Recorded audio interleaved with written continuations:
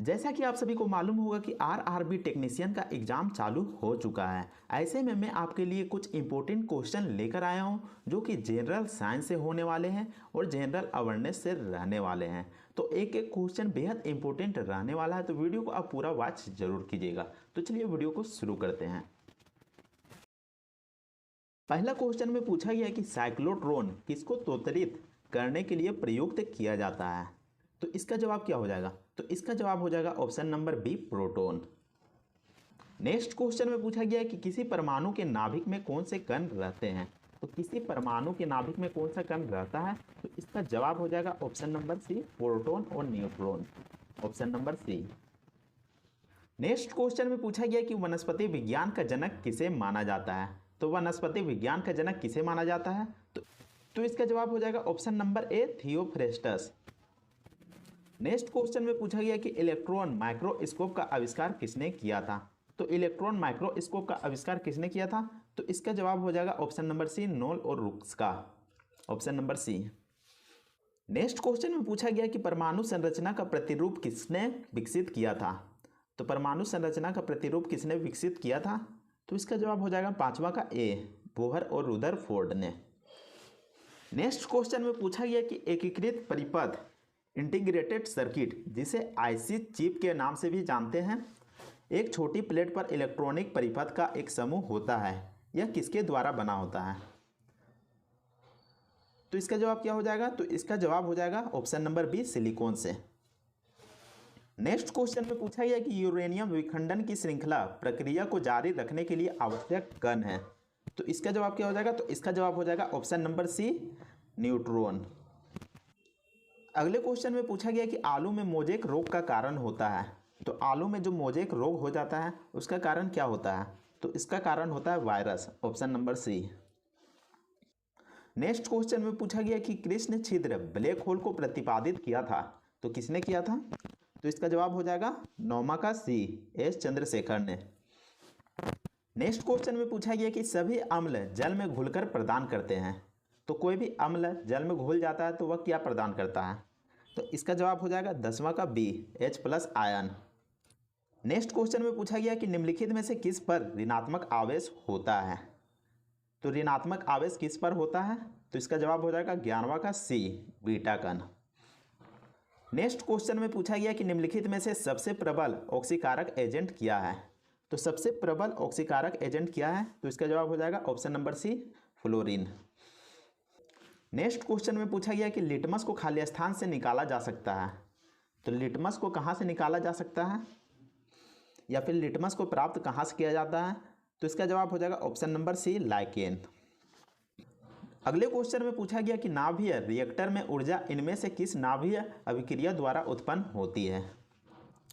तो इसका जवाब क्या हो जाएगा? तो इसका जवाब हो जाएगा ऑप्शन नंबर ए, नाभिकीय विखंडन। अगले क्वेश्चन में पूछा गया कि निम्नलिखित में से कौन सा एक बेकिंग सोडा का रासायनिक नाम है। तो बेकिंग सोडा का रासायनिक नाम क्या है? तो इसका जवाब हो जाएगा ऑप्शन नंबर ए, सोडियम बाइकार्बोनेट या फिर sodium hydrogen carbonate. Next question में पूछा गया कि निम्नलिखित में से कौन एक जलीय फर्ण और जैव उर्वरक है। तो कौन सा एक जलीय फर्ण और जैव उर्वरक है? तो इसका जवाब हो जाएगा ऑप्शन नंबर ए, एजोला। नेक्स्ट क्वेश्चन में पूछा गया कि एक चुंबकीय दिक्सूचक सुई सदैव किस दिशा में इंगित होती है। तो किस दिशा में इंगित होती है? तो इसका जवाब हो जाएगा 17 का ए, उत्तर दिशा में। नेक्स्ट क्वेश्चन में पूछा गया कि क्लोरोफिल अणु में निम्नलिखित में से क्या मौजूद होता है। तो क्लोरोफिल अणु में क्या मौजूद होता है? तो इसका जवाब हो जाएगा option number B, magnesium, Mg। Next question में पूछा गया कि निम्नलिखित में से कौन सा एक प्रकृति में अनुचुंबकीय है। तो इसका जवाब क्या होगा? तो इसका जवाब हो जाएगा option number C, oxygen. Next question में पूछा गया कि इनमें से कौन सा कास्टिक सोडा का रासायनिक नाम है। तो कास्टिक सोडा का रासायनिक नाम क्या है? तो इसका जवाब हो जाएगा ऑप्शन नंबर ए, सोडियम हाइड्रोक्साइड। नेक्स्ट क्वेश्चन में पूछा गया कि लौंग पौधे के निम्नलिखित में से किस भाग से प्राप्त किया जाता है। तो लौंग पौधे के किस भाग से प्राप्त किया जाता है? तो इसका जवाब हो जाएगा ऑप्शन नंबर डी, सूखी पुष्प कलिका से। अगले क्वेश्चन में पूछा गया कि निम्नलिखित में से किससे स्टेनलेस स्टील में कठोरता आती है। तो स्टेनलेस स्टील में कठोरता किससे आती है, आखिर किसको मिला देंगे तो स्टेनलेस स्टील में कठोरता आ जाएगी। तो इसका जवाब हो जाएगा C number, carbon. Next question में पूछा गया कि किस पेड़ की छाल मसाले के रूप में प्रयोग की जाती है। तो यहाँ पर देख सकते हैं किस लिखा गया, तो यहाँ पर किस होगा। तो किस पेड़ की छाल मसाले के रूप में प्रयोग की जाती है, तो इसका जवाब हो जाएगा ऑप्शन नंबर ए, दालचीनी। नेक्स्ट क्वेश्चन में पूछा गया कि खाली स्थान प्रत्यावर्ती धारा को दिष्ट धारा में परिवर्तित कर देता है। तो क्या होगा खाली स्थान में, तो यहाँ पर हो जाएगा ऑप्शन नंबर ए, दिष्टकारी। अगले क्वेश्चन में पूछा गया कि खाद्य परिरक्षक के रूप में किस रसायन का प्रयोग किया जाता है। तो खाद्य परिरक्षक का मतलब होता है कि खाने के जांच के लिए आखिर कौन सा खाना अच्छा है जो कि हमारी सेहत के लिए अच्छा हो सकता है, या फिर खाना खराब हो गया है कि अच्छा है, ये सब जांचने के लिए किस रसायन का प्रयोग किया जाता है। तो इसका जवाब हो जाएगा ऑप्शन नंबर ए, सोडियम बेंजोएट। पहला क्वेश्चन में पूछा गया कि विद्युत बल्ब में फिलामेंट किससे बना होता है। तो जो विद्युत बल्ब होता है उसका फिलामेंट किससे बना होता है, तो इसका जवाब हो जाएगा ऑप्शन नंबर बी, टंगस्टन का बना होता है। नेक्स्ट क्वेश्चन में पूछा गया कि फोटोग्राफी में सामान्यतः प्रयोग किए जाने वाले हाइपो का रासायनिक नाम क्या है। तो फोटोग्राफी में हाइपो का प्रयोग किया जाता है तो उसका रासायनिक नाम क्या है। तो हाइपो का जो रासायनिक नाम है वो है sodium thiosulphate, option number A. Next question में पूछा गया कि इतिहास में ओले रोमर ने पहली बार प्रकाश की गति को किस वर्ष मापा था। तो ओले रोमर ने प्रकाश की गति को सबसे पहले कब मापा था, तो इसका जवाब हो जाएगा 1676 में, option number B. Next question में पूछा गया है कि पत्तों में पाए जाने वाला हरा वर्णक होता है, तो क्या होता है, तो वो होता है क्लोरोफिल होता है।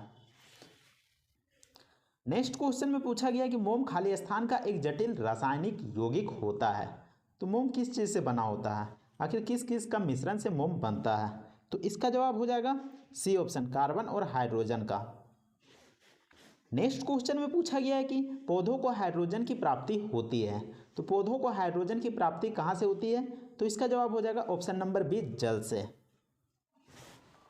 नेक्स्ट क्वेश्चन में पूछा गया कि कौन सी तरंगे शून्य में संचरण नहीं कर सकती। तो कौन सी ऐसी तरंग है जो कि शून्य में संचरण नहीं कर सकती, तो इसका जवाब हो जाएगा ऑप्शन नंबर सी, ध्वनि। अगले क्वेश्चन में पूछा गया कि पीवीसी किसके बहुलीकरण द्वारा प्राप्त किया जाता है। तो पीवीसी किसके बहुलीकरण द्वारा प्राप्त किया जाता है, तो इसका जवाब हो जाएगा ऑप्शन नंबर ए, विनाइल क्लोराइड। नेक्स्ट क्वेश्चन में पूछा गया है कि अग्नि निर्जा रोग किससे संबंधित है। तो अग्नि निर्जा रोग किससे संबंधित है, तो इसका जवाब हो जाएगा ऑप्शन नंबर ए, सेब से। नेक्स्ट क्वेश्चन में पूछा गया कि निम्नलिखित में से किस प्रकार की तरंगों का उपयोग रात्रि दृष्टि उपकरण में किया जाता है। तो किस प्रकार की तरंग का उपयोग का रात्रि दृष्टि के उपकरण में किया जाता है, तो इसका जवाब हो जाएगा 10वां का ए नंबर, और रक्त तरंग का। नेक्स्ट क्वेश्चन में पूछा गया कि निम्नलिखित में से कौन सा अम्ल सिरके में मौजूद होता है। तो सिरके में कौन सा अम्ल मौजूद होता है, तो इसका जवाब हो जाएगा एसिटिक अम्ल, option number A. Next question में पूछा गया कि निम्नलिखित में से कौन सा जन जनित रोग है। तो नीचे दिए गए ऑप्शंस में कौन सा ऐसा है जो कि जन जनित रोग है, तो इसमें हो जाएगा ऑप्शन नंबर ए, हैजा। नेक्स्ट क्वेश्चन में पूछा गया कि मांसपेशियों की थकान किसके संचय के कारण होती है। तो मांसपेशियों में क्या जमा हो जाता है जिसके कारण हमें थकान महसूस होने लगता है, तो इसका जवाब हो जाएगा ऑप्शन नंबर बी, लैक्टिक अम्ल। नेक्स्ट क्वेश्चन में पूछा गया कि निम्नलिखित में से कौन सा रोग वंशानुगत है। तो कौन सा रोग है जो कि वंशानुगत है, तो इसका जवाब हो जाएगा option number B, phenylketonuria. Next question में पूछा गया कि वेल्डिंग में कौन सी गैसों का उपयोग किया जाता है। तो वेल्डिंग करने के लिए कौन सा गैस का उपयोग किया जाता है, तो इसका जवाब हो जाएगा ऑक्सीजन और एसिटिलीन, ऑप्शन नंबर सी। उम्मीद करते हैं कि आपको यह वीडियो पसंद आया होगा। अगर वीडियो पसंद आता है तो वीडियो को लाइक जरूर कीजिएगा, इसके अलावा चैनल को भी जरूर सब्सक्राइब कर लीजिएगा। तो मिलते हैं नेक्स्ट वीडियो में, तब तक के लिए जय हिंद, वंदे मातरम।